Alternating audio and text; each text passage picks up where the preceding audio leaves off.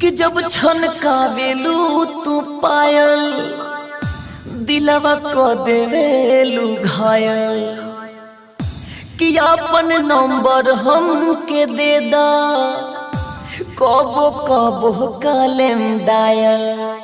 गजब के मुखरा चांद के टुकड़ा तू त कबूतर लागेलू जान ले ली उठ के लाली और दोनों कान के बाली कि सबसे सुपर लागेलू ए मैडम सुपर लागेलू तो सबसे सुपर लागेलू ए मैडम सुपर लागेलू। डीजे मनीष रक्सौल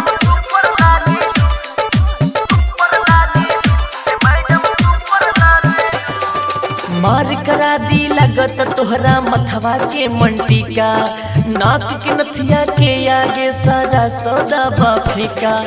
मार करा दी लगत तोहरा मथवा के मंटी का नाक के नथिया के आगे सारा सौदा बाफ्रिका। भैन दीवाना कहे जवन सब सुथर लागेलू जान ले ली ओठ के लाली और दोनों कान के बाली कि सबसे सुपर लागेलू ए मैडम सुपर लागेलू तो सबसे सुपर लागेलू ए मैडम सुपर लागेलू। डीजे मनीष रक्सौल